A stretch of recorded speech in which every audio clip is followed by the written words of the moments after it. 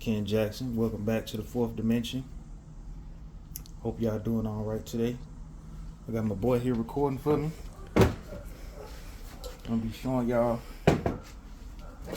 how to put these devil canards, devil claw lights onto your Kia Stinger.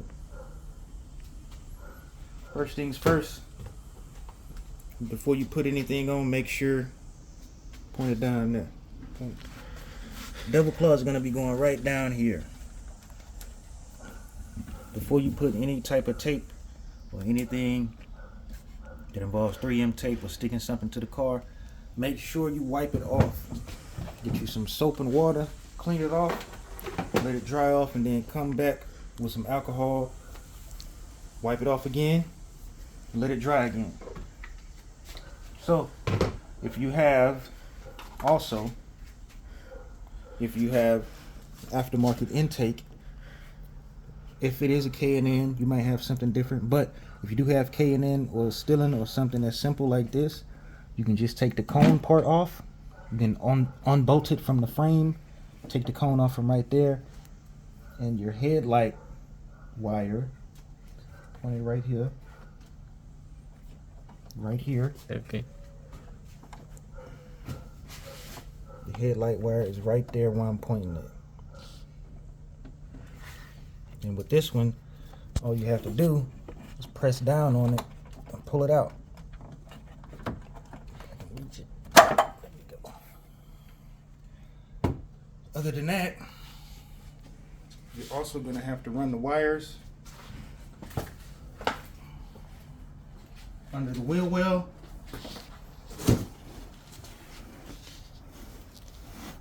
You'll need a flathead to take off the bumper retainer clips. So you have 3 of them.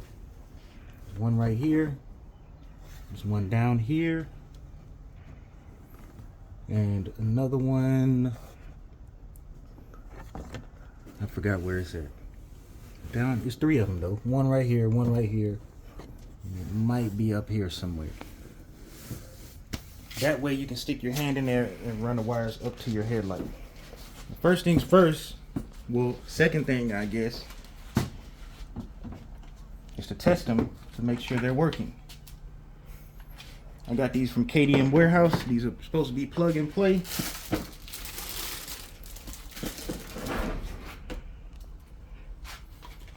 So if I plug them in, they should automatically start working. So we have this one on.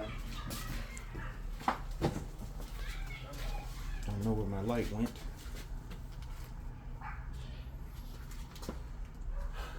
We have this one on. Obviously I have to clean up everything. Let me show you guys how to connect the other one. I know there's not a lot of room in the garage. We'll fix that. So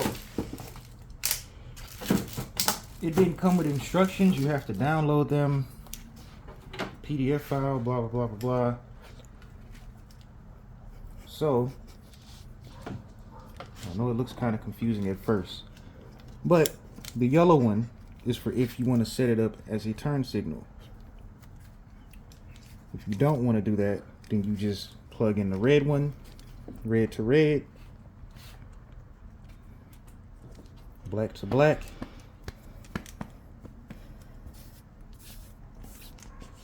And we come in here, unplug the headlight,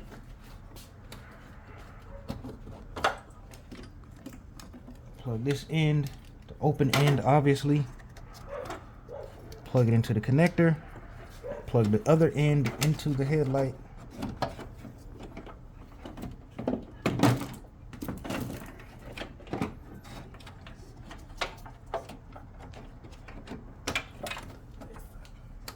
plugged in, right? If it doesn't cut on, then you take the blue connector and plug it into the red. So I'm assuming the newer ones, the newer Stingers need the blue one.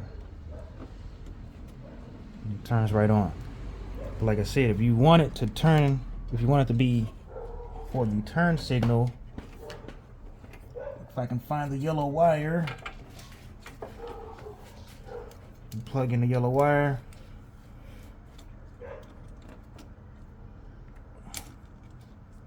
Plug in the yellow wire, and then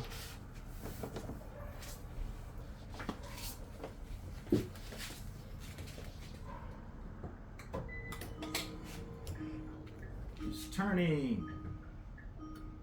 So you can have it, you can plug in the yellow one if you want to let it be solid, just to stay solid.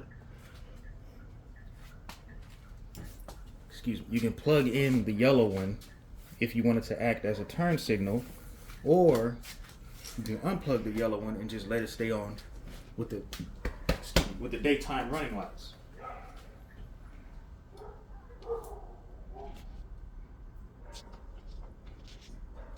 So now we're going to unclip the retainer clips.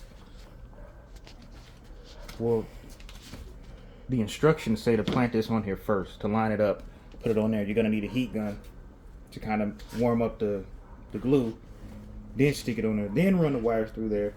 So we're going to do that real quick, and I'll show you guys how it looks after. Alright guys, so here's the final look. Looks pretty decent. The daytime running lights for the Stinger, they're not as bright as these. I tried to line them up. They look pretty good. Like I said, you're gonna need a flathead or a retainer removal clip. Get these three. 1, 2, 3. Go ahead and turn your wheel a little bit. It's gonna allow you to stick your hand back there so you can run the wires through there. And as you can see, it looks like it did before, because obviously I added the snorkels and I had that already. Actually, I have to put that back up. It's not supposed to be like that. But you can't see the wires to the double claws when you just look at it. I have to show you. It's under here. They're under here. The clip is actually underneath the intake, and it's zip tied. I zip tied the cables to make them shorter, and it's zip tied to the frame. The other side I did not have to zip tie it to the frame, and it's kind of tucked under there. You see one of the wires right there, but it's next to the air box and away from the engine bay, so it's not going to get hot. But yeah, remember, if the red doesn't work, plug the red and the blue together. You might have a 22 or 23 Stinger, and that may be your problem. If the red cable, if red to red doesn't work, try red to blue. Turn this off, save some gas for one. Turn the hazards on.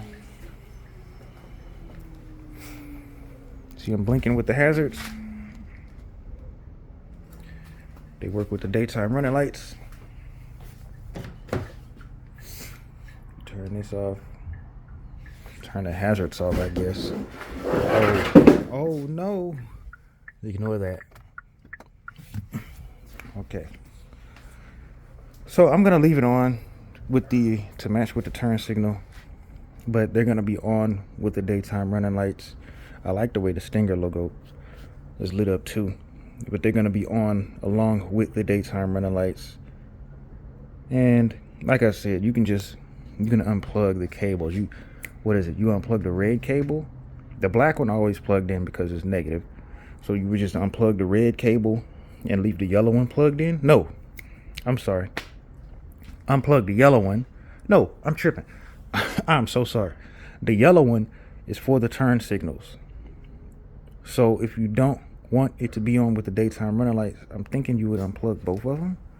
I have to read the instructions again, but obviously make sure no lights are popping up, and because the car will tell you if there's a problem with the lights, so make sure your cables and everything are okay. I'm going to clean up, and that's it for this video. Thank you guys for tuning in. I'll catch you on the next Stinger upgrade.